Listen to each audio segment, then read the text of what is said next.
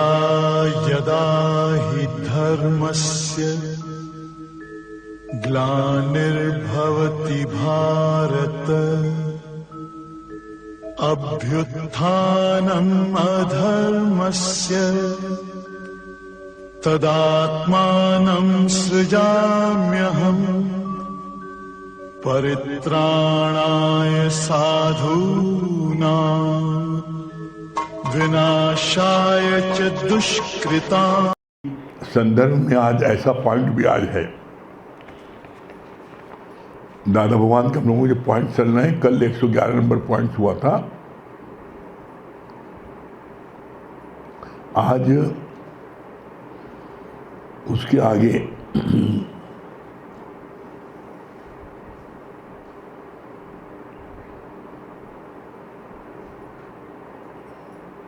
112 number point.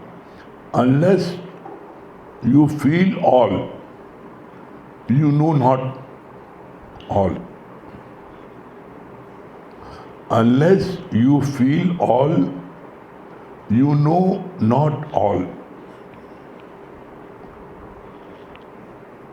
जब तक तुम सब में अपना आप नहीं देखोगे, तुम सबको नहीं जान सकते। जब आप हर एक में अपना आप देखोगे तो फिर तुम सबको जान जाओगे। कैसे? जब आपने देखा इधर भी मैं हूं और उधर ही मैं हूं, तो फिर किसी प्रकार का कोई भी मन में गलत विचार आएगा, कोई मन में गलत भाव आएगा, इधर ही मैं हूं और उधर ही मैं हूं। तो वो कितना सुंदर बोला, अनलेस यू फील ऑल, जब तक तुम सब में अपना आप नहीं देखोगे, यू नो नॉट ऑल, तुम और सबको नहीं जान सकते। जैसे बहुत सुंदर गुरु ने इसका उदाहरण दिया, जैसे अर्जुन और कृष्ण। कृष्ण सब में अपना आप देखते थे, और जब लुका छुपी का खेल हो रहा था तो कृष्ण छुपे, अर्जुन ने पट्टी बांधी और अर्जुन ने कृष्ण को ढूंढ लिया। लेकिन जब कृष्ण ने अर्जुन को ढूंढना चाहा तो नहीं ढूंढ पाए। क्यों? सब में कृष्ण ने सब में अपना आप देखा, अर्जुन ने अपना अलग देखा और कृष्ण को अलग देखा, तो ढूंढ लिया। अब आप अपना ही आप, जैसे मान लो एक बोरा चावल है वनस्पति, और एक मुट्ठी चावल आप दूसरे बोरे में से निकालो, वही सेम चावल, और इस बोरे में मिला दो और को ढूंढो, ढूंढ पाओगे आप? कोई चावल मिल गया। तो इसी तरीके से जब सब में आप अपना आप देख रहे हो तो फिर किसको जानोगे भाई? अपने को जान लो। बस अपने को जान लिया तो सबको जान लिया। इसीलिए बोला गुरु ने, जब तक आप अपने को नहीं जानोगे, जब तक आप अपने को नहीं जानोगे, आप और सबको नहीं जान सकते। अपने को यू नो दाई सेल्फ। पहले आप अपने को जानो, हु आई एम, मैं कौन हूं। और जब आपने अपने को जान लिया, आई एम दैट, मैं ब्रह्म हूं, तो फिर क्या ब्रह्म जीव देखेगा? ब्रह्म लड़का लड़की देखेगा? ब्रह्म बेटा बेटी देखेगा? इसीलिए बोला गया, आत्मा पश्यन्ति आत्मा। आत्मा को आत्मा देख सकती है, आत्मा को आत्मा महसूस कर सकती है। जीव आत्मा को नहीं देख सकता। कैसे? इसका प्रमाण शास्त्रों में है। जब अर्जुन ने भगवान कृष्ण को प्रार्थना किया कि आप हमको अपना वो विराट स्वरूप दिखा दिए, तो भगवान ने उसको बोला, विराट स्वरूप देखने की उसके मन में जिज्ञासा क्यों पैदा हुई? क्योंकि भगवान कृष्ण ने अर्जुन को बोला, मेरे तुम्हारे अनेकों जन्म हो चुके हैं, पर तू नहीं जानता, मैं जानता हूं। तो अर्जुन को ये बड़ी शंका हुई, हमारे साथ रोज उठ के बैठ खेलते खाते पीते हैं घूमते हैं, और मेरे साथी इनका वो भी है जन्म भैया, तो ये अलग कहाँ से, इनके अनेकों जन्म कहाँ से हो गए? तब उसके मन में जिज्ञासा हुई कि बोल नहीं भगवान कृष्ण, मेरे तुम्हारे अनेकों जन्म हुए, तुम नहीं जानते मैं जानता हूँ। तो अनेकों जन्म कौन से हैं, वो कौन सा आपका रूप है? तब अर्जुन ने भगवान कृष्ण से प्रार्थना किया कि आप जो बोलते मेरा अनेकों जन्म हो चुके हैं, तो आपका वो कौन सा विराट रूप है? तब इस प्रश्न का जवाब यहाँ पर है। तब भगवान कृष्ण ने क्या बोला कि तुम इस चम की आंखों से मेरा वो विराट रूप नहीं देख सकते, तुमको दिव्य दृष्टि हम जब देते हैं उसके बाद तुम देख पाओगे। उसके बाद ही देखो कृष्ण ने ऐसे हाथ किया है और अर्जुन को वो ब्रह्म दृष्टि मिली है, जब उनको दिखाया है उनके नेत्र में जा रही दृष्टि, और जब वो दृष्टि उनको प्राप्त हो गई, जब ब्रह्म दृष्टि प्राप्त हो गई अर्जुन को, तब अर्जुन ने भगवान कृष्ण का वो विराट रूप देखा है। विराट रूप में क्या देखा कि भगवान कृष्ण के बहुत से मुख हैं, एक मुख में सारे लोग, जितने लोग मर रहे तेजी से भागे जा रहे हैं उनके मुख में, सब लोगों के मुख में मरते जा रहे, तेजी से भागते जा रहे, सब मर रहे हैं। दूसरे मुख से उसी स्पीड से लोग पैदा हो रहे हैं, किसी मुख से आग निकल रही है। तो जब उनका इतने अनेक रूप देखे, मुख देखे, तो एकदम से भयभीत हो गया अर्जुन, ये कौन सा रूप है? तब भगवान कृष्ण से प्रार्थना किया, प्रभु आप अपने सहज रूप में आ जाओ, हम इस रूप को नहीं देख पा रहे, इतना भयानक रूप था। तब भगवान कृष्ण फिर सहज रूप में आ गए। तो इसी तरीके से यहाँ पर हम भी, हम फलाने के बेटा हैं, हम फलाने की बेटी हैं, हम फलाने की बहू हैं, हम फलाने की पत्नी हैं, हम फलाने के पति हैं, ये बन करके हम ब्रह्म को देखना चाहते हैं।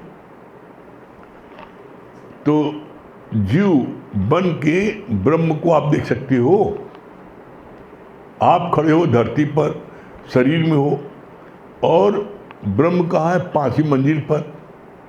तो जमीन पर खड़ा हुआ व्यक्ति 5वीं मंजिल पर खड़े व्यक्ति को देख सकता है?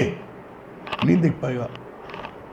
उसको देखने के लिए सामने की बिल्डिंग में 5वीं मंजिल पर उसको आना पड़ेगा, और जब उसके बराबर हो जाएगा तब वो देखेगा। इसीलिए लाइन आती है, एवट ऊंचा होए तिस ऊंचे को जाने सोए।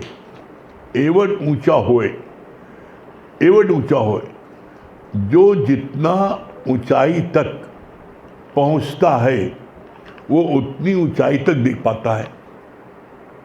तो अभी हम ग्राउंड फ्लोर पर, पहली मंजिल में ग्राउंड फ्लोर पर धरती में खड़े हैं। धरती माने शरीर, हम अपनी देह में हैं। हम देह में हैं तो गुरु के रहस्य को, गुरु के कार्य को आप कैसे देख सकते हो? गुरु के कार्य को, गुरु कोई भी कार्य करता है तो उसके कार्य को समझने के लिए आपको 5वीं मंजिल पाना पड़ेगा। 5वीं मंजिल में क्या है? 5वीं मंजिल में है आनंदमय कोश। ये 5 अवस्थाएं हैं। उन 5 अवस्थाओं में 4 अवस्था में लोग डोलते हैं। पहला अन्नमय कोश, दूसरा मनमय कोश, तीसरा ज्ञानमय कोश, चौथा विज्ञानमय कोश, और 5वां है आनंदमय कोश। तो ये 4 कोष, कोई अन्नमय कोष में घूमता है, कोई मनमय कोष में घूमता रहता है, कोई ज्ञानमय कोष में घूमता रहता है और कोई विज्ञान में। आनंदमय कोष में कोई पहुंचते नहीं। आनंदमय कोष में कोई करोड़ों में कोई एक पहुंचता है। हर कोई अटक जाता है अन्नमय कोष में। अन्नमय कोष में क्या है आप देख लो, किसी दोस्त रिश्तेदार पास जाओ, ज़्यादातर आज कहाँ दावत है, आज चलो फले पार्टी दो में, जिसको देखो पार्टी दो, मतलब वो खाने खिलाने में ही फंसा है अन्नमय कोष। अधिकतर घरों में हमने देखा है, अभी नाश्ता कर रहे हैं, खाने में क्या बनी, खा रहे हैं दोपहर में 2 बजे, रात में खाना क्या बनेगा। वो रात दिन सिर्फ खाना, वो खाने के लिए जिंदा रहते हैं। उनको जब भी मिलेंगे, कहाँ पार्टी दे रहे हो, बहुत दिन पार्टी नहीं दियो, मतलब उन्हें सिर्फ खाने ना, कोई दूसरी बात ही नहीं। तो ऐसे लोग क्या हैं, अन्नमय कोष में, वो अन्नमय कोष में विचरते हैं। दूसरे क्या है, जब अन्नमय कोष से ऊपर उठते हैं, थोड़ा सा उनके में धार्मिक भावना आती है, अन्नमय कोष। फिर मनमय कोष, वो मन के वशीभूत, हर समय मेरा मन नहीं करता, मेरा मन यहाँ जाने की नहीं करता, मेरा मन सत्संग जाने का मन नहीं करता, मेरा मन पिक्चर देखने करता है। वो हर समय रात दिन अपने मन की ही बात को करते हैं और उसी मन की गुलामी में वो घूमते हैं। मन के गुलाम है। जो मन कहेगा उनसे, रात को 12 बजे कहेगा पान खाना है, तो सब दुकान बंद है, स्टेशन जाएंगे पान खाने। मतलब उनका मन उनको अपनी उंगलियों पर नचाता है। तो कोई खाने के लिए जीता है, कोई अपने मन का गुलाम बन के जीता है। फिर इसके बाद में ज्ञान में कोष, जब ज्ञान में कोई आ जाता है, ज्ञान में जब आ जाता है तो वो ज्ञानी हो जाता है। ज्ञान में आता है, उसको ज्ञान प्राप्त होने लगता है, और जो ज्ञान प्राप्त होने लगता है तो उसके अंदर से अन्नमय कोष और मनमय कोष ये कम होने लगता है। वो बहुत कम बात करेगा अन्न की, मन की बात कम करेगा, सबसे कम तो अन्न की बात करेगा। इसके बाद में मन की, जो मन पहले उसका दिन में 100 बार आता था, ज्ञान में आने के बाद 100 में 50 बार आने लगेगा, 50 बार कम हो जाएगा।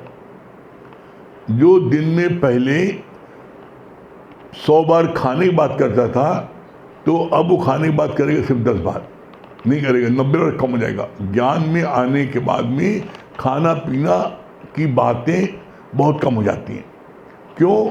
क्योंकि ज्ञान में आने के बाद में हर कोई आपको इतना ठूस के खिलाने लगता है कि बिना मांगे इतना मिलता है, तो फिर वो उसका उधर से मन हट जाता है। किसी भी चीज़ में मन आपका तब लगता है जब वो चीज़ आपको प्राप्त न हो रही हो, उस चीज़ का अभाव हो, वो चीज़ दुर्लभ हो, तो उसके लिए मन करता है। और जो चीज़ आपके पास में इफरात है, उधर मन नहीं करता। जैसे एज एग्जाम्पल, आप सब अपने घर में देख लो, जिसके घर में कार है, 4 कार है, 6 कार है, उसको हम देखते हैं सालों कार में चलते नहीं ना, हमें चलो स्कूटर चलो, बड़ी बड़ी हवा लगी।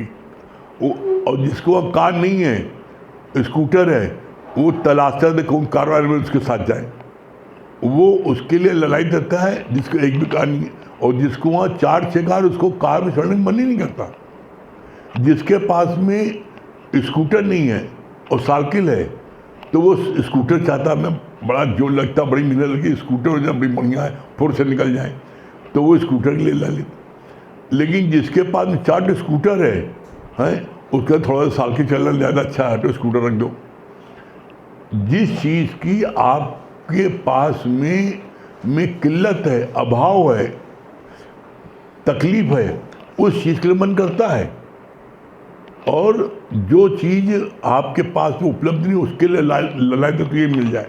लेकिन जो चीज़ आपका इफरात है और इसका प्रैक्टिकल आप सब लोग भुक्तभोगी हो, जितने भी संपन्न घर के बच्चे हैं, आप देखो उनको अम्मा जो है सिर पटकती रहती, दूध पी लो बेटा दूध पी लो, और लौंडवा जो है छुपा देता दूध, तो आधा पिएगा आधा फेंक फाक देगा, आधा पिएगा आधा नहीं पिएगा, इतना नखरा करेगा। और वही जो संपन्न घर के लोग हैं उसको चोरी चाय दे तो बड़ी मजा आता है, चाय दे थोड़ी चाय पी ले, वो चाय पीने मजा आएगा। और गरीब बच्चे होते हैं कहीं दूध मिल जाए तो भैया गौर से पी जाएंगे, इनको नहीं पिएंगे। क्यों? क्योंकि शुरू से बचपन से माँ उनको दूध पिला, जबरदस्ती दूध पिला पिला के उनको इतना वो कर दिया कि उनको दूध से उकताहट हो गई। गरीब बच्चों ने दूध देखा नहीं, वो पाते हैं तो जल्दी पी जाते हैं, बड़ा अच्छा है। इसी तरीके से जिस चीज़ की आपके पास में संपन्नता है, आप देख लो वो चीज़ आप कदर नहीं करते, उस चीज़ के लिए आप बिल्कुल परवाह नहीं करते। कैसे? आप दूसरा प्रैक्टिकल देख लो। जिस बच्चे के पास माँ बाप बड़े संपन्न हैं, तो बेटवा भी नंबर नोट भरे रहता है जेब में, उसको कभी भी उसको पैसे का भाव नहीं लगता, वो जो चाहे जब जो चाहे खरीद लेता है। और वही गरीब बच्चा जो है वो तरसता है कि मेरे पास 10 रुपये मिले तो हम कुछ ये चीज़ खा लें, वो नहीं खाता। तो बच्चा जो है जिसके पास बहुत नोट है उसको नोट की चिंता नहीं ना। तो यहाँ पर जो चीज़ मेरे पास नहीं है, जिसका अभाव है, मन उधर ही भागता है, वो सोचता है सुख इसी में पूरा है। जैसे अब एज एग्जाम्पल और देख लो नया, जिसकी शादी नहीं हुई है वो रात दिन हाय बड़ा मजा है, देखो बीवी ले घूमता रहता है, और जो बीवी पाई हुआ वो कहते कहाँ फंस गए।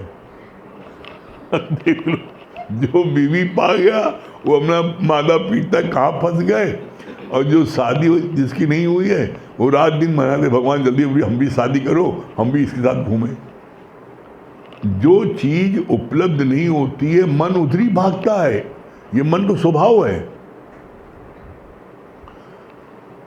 यहां पर गुरु ने बोला, क्या बोला? बोला अपने स्वभाव को भाव से बदलो। अपना स्वभाव ये मन जो है ये दुनिया में कोई बदल नहीं सकता, दुनिया में कोई बदल सकता, सिर्फ एकमात्र ये ज्ञान में पावर है। ज्ञान सुनते सुनते सुनते सुनते जितनी गलत चीजें हैं वो अपने आप सहज में छूट जाती हैं, छोड़ना नहीं पड़ता। तो बोला ज्ञान, तीसरा ज्ञान में कोश। जब ज्ञान में आप आ जाते हो तो उस समय आपकी सारी चीजें धीरे धीरे छूटने लगती हैं, और फिर इसी ज्ञान का जब आप विज्ञान करते हो तो आपको ताकत प्राप्त होती है। ज्ञान से आपको नॉलेज आती है, लेकिन ज्ञान का विज्ञान करने पर उसका परिणाम मिलता है, आपकी स्थिति बन जाती है। कैसे? ज्ञान से आप हो जाते हो ब्रह्म श्रोती। ज्ञान जब सुनते हो गुरु का तो उससे बन जाते हो ब्रह्म श्रोती। ब्रह्म के बारे में आपको सारी जानकारी रहती है, और ब्रह्म के बारे में आप बड़ा अच्छा एक्सप्लेन कर लेते हो, बता देते हो। जब ज्ञान का विज्ञान करते हो और जब विज्ञान पूरा कर लेते हो तो ताकत मिल जाती है, तो हो जाते हो ब्रह्मज्ञानी। तब आप आते हो आनंदमय कोश। ज्ञान का विज्ञान जब आप 100% करते हो तब आप आते हो आनंदमय कोश में। ज्ञान का विज्ञान आपने 50% किया तो आप 50% ब्रह्म श्रोती नहीं, ब्रह्मनिष्ठी हो गए। ब्रह्मनिष्ठी और ब्रह्म श्रोती फर्क क्या है? ब्रह्म श्रोती मीन्स ब्रह्म ज्ञान के बारे में कोई भी प्रश्न हो उसको आप बहुत अच्छे से बता लो, एक्सप्लेन कर लो, समझा लो, ये है ब्रह्म श्रोती। और ब्रह्मनिष्ठी क्या है? जो चीज आप बताओ वो आपके जीवन में उतरा भी है। जैसे आपने बोला ब्रह्म ज्ञानी के अंदर 5 विकार नहीं होता, काम, क्रोध, लोभ, मोह, अहंकार, पांचों विकारों से ब्रह्मज्ञानी रहित होता है। पांचों विषय, शब्द, स्पर्श, रूप, रस, गंध, उससे वो रहित होता है। लेस मात्र उसके अंदर नहीं होता। राग, द्वेष, ईर्षा, जलन, सड़न, कुड़न, नफरत, इन सबसे उपराम रहता है। जब ब्रह्मज्ञानी इन सारी चीज़ों से, पांचों विकारों से, पांचों विषयों से, राग द्वेष से उपराम होता है, तब वो आनंदमय कोश में पहुंचता है। आनंदमय कोश में पहुंचने के लिए ये कंपल्सरी है। जब तक आपके मन में लेस मात्र भी किसी के प्रति कोई गलत भाव होगा, आप आनंदमय कोश में नहीं पहुंच सकते। किसी के प्रति आपके मन में राग द्वेष होगा, किसी के प्रति आपके मन में जरा सी भी कोई बात होगी, तो आप उस आनंदमय कोश की मंजिल नहीं पहुंच सकते। आनंदमय कोश की मंजिल पर पहुंचने के लिए ज्ञान का 100% विज्ञान करना पड़ेगा। मतलब क्या? 100% गुरु के वचनों को अपने जीवन में लगाना पड़ेगा। जब आप 100% गुरु के वचन अपने जीवन में लगा लोगे, तब ज्ञान का विज्ञान होगा। और जब ज्ञान का विज्ञान होगा तो आप आनंद में कोश पहुंच जाओगे। ये है आपका आनंद में कोश। और जब आनंद में कोश पहुंच जाओगे तब क्या होगा? आनंद भया में भाई, आनंद का विलोम नहीं है। आनंद का विलोम ना आनंद नहीं, आनंद का विलोम आनंद ही है। तो हमको अन्नमय कोश से आगे बढ़ते बढ़ते हमको आनंदमय कोश से पहुंचना है, 5वीं मंजिल पर। और जब आप 5वीं मंजिल पहुंच जाओगे, अब कुछ नहीं करना। फिर क्या है? अपने को मेंटेन करना बस। मेंटेन मतलब क्या? ब्रह्मज्ञानी अपनी मंजिल पर पहुंचने के बाद भी फिर वो इसी 24 घंटे इसी दायरे में रहता है। कभी गुरु जी को आप लोगों ने, किसी ने भी, हम लोगों ने बहुत देखा, 24 घंटे इसी सत्संग दायरे में। किसी प्रेमी से बात कर रहे हैं, सत्संग बैठे हैं, किसी प्रेमी बात कर रहे हैं। कहीं गए भी, कहीं किसी की शादी ब्याह में भी गए, तब भी 10 प्रेमी साथ में हैं। वो इसी घेरे में 24 घंटे रहते हैं। तो हमें मंजिल को प्राप्त कर लेने के बाद भी हमें रहना इसी में है, इसके बाहर नहीं रहना है। इसके बाहर जाने पर कोई भी हो, इसके बाहर जाने पर कोई ब्रह्मज्ञानी भी हो, अगर इस घेरे के बाहर निकलेगा तो उसके अंदर भी खोट आ जाएगा। कैसे? गुरु जी ने अपनी वाणी में स्वयं इस बात को बोला है। कहा, धनबाद में कोयले खान बहुत है। धनबाद में गुरु जी सत्संग करने गए तो वहाँ पर लोगों ने कहा, भाई यहाँ घूमने का कि यहाँ कोयले खान है, कहीं चलो सब लोग घूम आए। सब लोग नहा धो करके सफ़ेद साड़ी पहन के गए घूमने घामने। और जब घूमने घामने गए तो गुरु भी के साथ में सब लोग कोयले खान में, तो उसमें कई सैकड़ों फीट नीचे रहना पड़ता है। और जब वहाँ पर घूमे घामे और बाद में लौट के आए, खान के बाहर निकल के आए, तब क्या देखा? सबकी साड़ी काली, चेहरा काला सबका। कहीं देखो, at the company so the colour. ये तुम्हारा जो है क्या हुआ? तुम्हारी कंपनी जो है तुमने की कोयले खान की, सबका मुँह काला और साड़ी काली। तो बोला हम भी बच नहीं पाए। गुरु ने तो हम भी काले हो गए। तो बोला at the company so the colour, कोई बच नहीं सकता। तो इसलिए इस बात की सावधानी रखो, इसी घेरे में रहो। घेरे में रहोगे तो आनंद मिलेगा। ठीक है, बाकी आप अमित भैया बताएंगे आगे।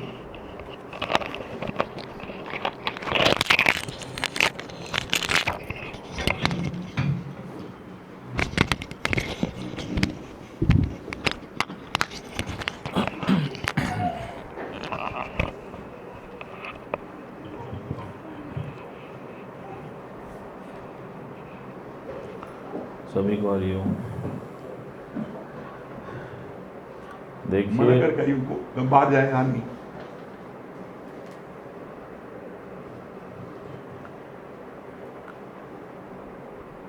देखिए, जैसे अपने यहाँ बात चलती है कि adjust your will with the will of God। तो भगवान ने क्या बोला? भगवान ने कहा कि घर में तुमसे कोई उल्टा चलता है तो क्या करते हो? एडजस्ट करते हो कि नहीं करते हो? मान लो 4 बेटे हैं, तुम पूरब चलते हो, वो पश्चिम चलता है, तो क्या करते हो? मनाते हो ना, समझाते हो ना। ये 3 बहू हैं, एक बहू उल्टी चलती है, तो क्या करते हो? रिश्ता तो नहीं तोड़ देते, उसको समझाते हो, मनाते हो, कहीं ना कहीं उसके साथ एडजस्ट करते हो। फिर दूसरा आप सोचो, जैसे ट्रेन में आपका रिजर्वेशन ना हो, क्या करते हो? भाई साहब थोड़ी सी जगह दे दीजिए, कहीं कोई एडजस्टमेंट करते हो ना। क्यों? क्योंकि तुम्हारा क्लेम जो है पक्का नहीं है। तो भगवान ने क्या बोला? कहा इसी प्रकार इस धरती पे क्या तुम्हारा कोई क्लेम पक्का है क्या? तुम भी तो अतिथि हो, तो क्यों नहीं अपने विल को गॉड की विल के साथ एडजस्ट कर लेते हो? परेशानी कब है? परेशानी है ही तब जब तुम्हारी विल अलग है और गॉड की विल अलग है। तो फिर वही पूरब और पश्चिम वाली बात हो गई। जब तुम परमात्मा की विल को एक्सेप्ट कर लेते हो तो बताओ कोई परेशानी है क्या? जैसे कल भी बात चली थी दिव्य दृष्टि पे, गुरु ने तुमको दिव्य दृष्टि दी ना, तुम उस दृष्टि से अपने को एडजस्ट कर लो। अब बताओ, सिर्फ यही एक सुजागी है जिससे आप सारी समस्याओं से बच सकते हो। जैसे गुरु जी ने उदाहरण दिया, कहा एक बार एक लड़का कॉलेज के बाहर लड्डू बांट रहा था, तो उसका पिता बड़ा हैरान, कह अरे तुम लड्डू क्यों बांट रहे हो, तुम तो फेल हो गए। तो कहे हाँ पिताजी मैं फेल हो गया, लेकिन मैं फिर भी बांट रहा हूँ। कहे बेटा फिर क्यों बांट रहे हो? कहा मेरी विल पूरी नहीं हुई ना, लेकिन परमात्मा की तो पूरी हो गई, मैं इसलिए लड्डू बांट रहा हूँ। तो इसलिए देखिए गुरु जी ने बोला है, एक एक पॉइंट गुरु जी का कितना ऑथेंटिक है। भगवान ने क्या बोला? भगवान भी अगर चाहे तो वो तुमको दुखी नहीं कर सकता अगर तुम स्वयं ना दुखी होना चाहो। दुख कहाँ है? दुख है एक विचार विच, आप देख लो। और फिर भगवान ने कितनी अच्छी बात बोली, कहा देखो नर्क के 3 द्वार हैं। कहा पहला काम, दूसरा क्रोध और तीसरा लोभ। आप देख लो। कहा काम, कहा कामी सा अंधा नहीं। जब किसी के दिमाग में काम वासना चढ़ जाती है तो उसको कुछ भी नहीं समझ में आता है। आप देखिए अभी कुछ समय पहले ही कोई इंटेलिजेंस का बहुत बड़ा व्यक्ति ऑफिसर था, उसको किसी विदेशी महिला ने इंटरेक्ट किया और अपनी ओर आकर्षित किया, और उसने देश की जितनी भी अंदरूनी जानकारियां थी, इम्पॉर्टेंट जानकारियां थी, वो सब उसने उसके साथ शेयर कर दिया। जो काम पैसा नहीं करा पाया वो काम कामुकता ने करा दिया। आप देख लो। इसलिए कहते हैं ना कामी सा अंधा नहीं। जब किसी के दिमाग में काम वासना चढ़ जाती है तो उसको कुछ नहीं सूझता। फिर दूसरा आप देख लो क्रोध। भगवान ने क्या बोला? भगवान ने बोला ना, कहा जो क्रोधी हैं उनको नर्क नहीं जाना पड़ेगा। सारे क्रोधी बड़ा खुश हो गए कि बड़ी अच्छी बात है, हमको तो नर्क जाना नहीं पड़ेगा। फिर दादा भगवान ने क्या बोला? कहा वो नर्क में पहले ही बैठे पड़े। कहा जितने भी विकार हैं उन सारे विकारों में तुमको कुछ ना कुछ तो क्षणिक आनंद आता है। आप देख लो, काम वासना में गिरते हो क्षणिक सुख पाते हो, अहंकार में आते हो क्षणिक सुख पाते हो, लोभ करते हो क्षणिक सुख पाते हो। कहा सिर्फ क्रोध ही एक ऐसा है जिसमें पहले 100% तुम जलते हो, फिर 25% सामने वाला जलता है। तो कहा यही एक ऐसा विकार है, ये पहले तुमको जला के राख कर देता है। फिर भगवान ने क्रोध पे कितना अच्छा बोला। कहा का मतलब क्या है? का मतलब है कोढ़, कि मतलब तुम्हें कोढ़ हो गए। जैसे कोढ़ी से लोग दूर भागते हैं, उसी तरह जो क्रोधी होता है उससे भी लोग दूर भागते हैं। रा का मतलब क्या हुआ? रोना। उसको जीवन पर्यंत रोना ही पड़ता है। और धा का मतलब धिक्कार, कोई भी उससे प्रेम नहीं करता। आप देख लो, जितने भी लोग आपके सर्किल में हैं जो क्रोधी स्वभाव का व्यक्ति होता है, क्या आप उसके पास जाना चाहते हो? आप अपने अंदर झांक कर देखो। यहाँ तक कि घर में भी कोई आदमी ऐसा है जो क्रोधी स्वभाव का है, तो आदमी को भैया उससे ना मिलो, ठीक है। आप उससे भी बचने की कोशिश करते हो, ना कि मिलने की कोशिश करते हो। तो भगवान ने बोला, कहा इसी प्रकार जो क्रोधी है वो जिंदगी भर धुतकार का ही सामना करता है।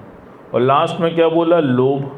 कहा देखो, पुरुषों में जो लोभ की जो कैपेसिटी है वो सबसे ज़्यादा होती है। आप देख लो, आज जितना भी क्राइम यहाँ पर है अपने देश में, सिर्फ एक कारण है, लोभ।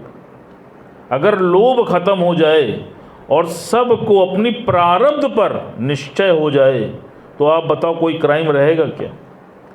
क्राइम का सिर्फ एक कारण है, वो है लोभ। समय से पहले और समय से ज़्यादा मिल जाए, यही लोभ सबके अंदर है, जिसकी वजह से ही तो ये क्राइम रेट बढ़ रहा है।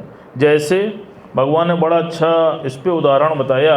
कहा कि एक बार एक पंडित जी रहते हैं और वो कथा बाचा करते हैं।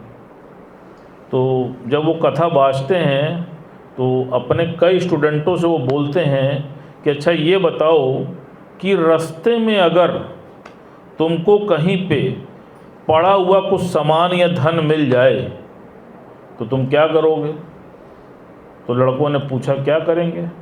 कहा देखो, अगर रास्ते में तुम्हें पड़ा हुआ किसी का धन मिल जाए तो तुम उसको पहले उठाना मत, उस धन के पास जा करके पहले ज़ोर ज़ोर से 3 बार चिल्लाना और चिल्ला के कहना कि जिस किसी का भी ये हो वो इसको ले जाए, और उसके बाद भी अगर कोई ना ले जाए तब तुम उस धन को उठा लेना। कहा ठीक है। अब हर क्लास में कोई ना कोई मस्खरा होता है। उनकी क्लास में भी एक शिष्य था जो बहुत मस्खरा टाइप का था। उसने क्या किया, उसके दिमाग में शरारत सूझी कि पंडित जी केवल कहते ही हैं कि कुछ करते भी हैं, तो चलो इनको चेक करते हैं। उसने क्या किया, वो जब वहाँ से निकला तो जा करके उसने मट्टी की कुछ गोलियाँ बना ली और उन गोलियों को सुनहरे रंग से पेंट कर दिया, मानो वो दूर से अशर्फी सी लगने लगी। और जिस रास्ते से पंडित जी आते थे उनके आने के पहले उसने वो गोलियां उन रास्तों पे डाल दी। अब जब पंडित जी अगले दिन कथा बाँचने आ ही रहे थे कि उनको रास्ते में पड़ी हुई वो उसको अशर्फी महसूस हुई। तो पंडित जी जैसे ही अशर्फी के पास पहुँचे तो उनको अपना वो बोला हुआ कथन याद आ गया कि हमने ये बोला था। तो उन्होंने क्या किया, उन्होंने दाएं बाएं देखा और देखने के बाद मन ही मन जल्दी से जिसको आके लेकर जिसको आगे ले जाए बोल के उन्होंने वो सारी अशर्फियाँ समझ के अपने टेटुए में बांध लिया। और बांधने के बाद फिर वो कथा बाँचने पहुँच गए। उनके पहुँचने के पहले वो जो लड़का था वो पहले पहुँचा हुआ था। अब पंडित जी आए और कथा बाँचने लगे। उसी बीच वो लड़का पंडित जी से बोला कि पंडित जी कृपया ये बताएं कि अगर किसी को रास्ते में धन मिल जाए और जैसा आपने कहा कि ज़ोर ज़ोर से बोलना कि जिसका हो वो आके ले जाए, अगर वो ऐसा ना बोले और धन उठा के ले जाए तो ऐसे में क्या होगा? कहे कुछ नहीं, वो धन मट्टी हो जाएगा। कहा ठीक है। अब उसके बाद जब पंडित जी अपने घर पहुँचे और टेटुए से अशर्फियों को निकाला तो देखा क्या वो मट्टी हो गया। तो गुरु जी ने भी इसका सिद्धांत बहुत सटीक बताया।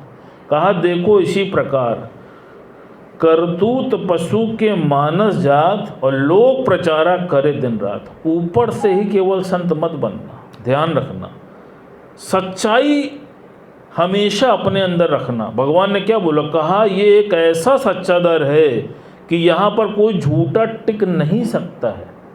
तुम सोच लो, तुम भगवान को कभी बेवकूफ़ नहीं बना सकते। आप देख लो, हम सब के सामने उदाहरण हैं, कितने बड़े बड़े संत हुए, लेकिन जिन्होंने बेईमानी की अपने प्रोफेशन से, जिनके अंदर कुछ ना कुछ था, तो आज आप देख लो उनकी क्या स्थिति है। कहीं ना कहीं ईश्वर ने उनको प्रकट किया ना, उनको मात मिली कि नहीं मिली, आप अपने अंदर झांक के देख लो। इसीलिए भगवान ने बोला, कहा ये इतना सच्चा दर है कि यहाँ कोई भी झूठा टिक नहीं सकता, तुम ध्यान रखना। और यही सफाई अपने अंदर रखना। क्यों? क्योंकि तुम ईश्वर का कार्य कर रहे हो। तुमको भगवान ने यहाँ तक बोला, कहा जज होता है, तुम 10 खून भी करते हो तो तुमको 10 खून की एक ही सज़ा मिलती है, वो है फांसी। लेकिन परमात्मा के यहाँ ऐसा नहीं है। कहा सोचो, तुम परमात्मा को क्यों सबसे अधिक मानते हो? क्यों? क्योंकि वो सबके साथ न्याय करता है। अगर तुमने 10 अपराध किए तो परमात्मा की अदालत में तुमको 10 अपराध की 10 सज़ा भुगतनी पड़ेगी। इस बात को ध्यान रखना। और ये 1000% फैक्ट है, ये हम सब अनुभव करते हैं। आप देख लो, जिसके अंदर जितनी प्योरिटी है, आप देख लो आज वो उतने आनंद में है, और जिसके अंदर जितनी मिलावट है आज वो उतना डिस्टर्ब है। तो सारा पुरुषार्थ आपका अपने साथ है। आप अगर चाहते हो कि जीवन में पंडित जी जैसी गति ना होने पाए, तो अपने साथ सच्चे रहो, और जो सच्चा है तो वो फिर प्रभु के लिए और सबके लिए अच्छा है। हरि ओम।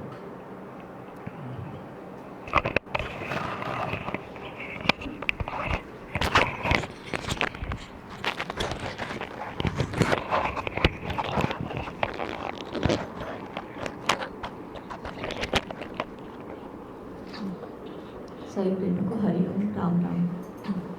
मानव तो परिवर्तन से काहे को डरता है,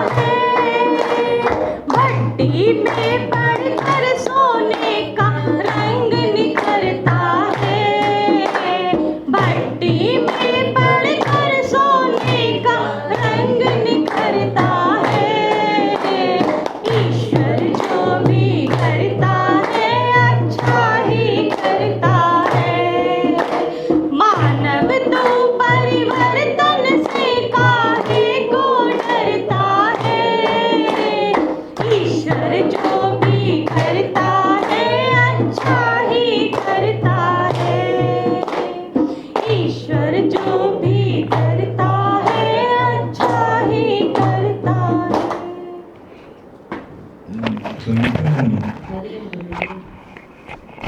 बहुत अच्छी बात लगी कि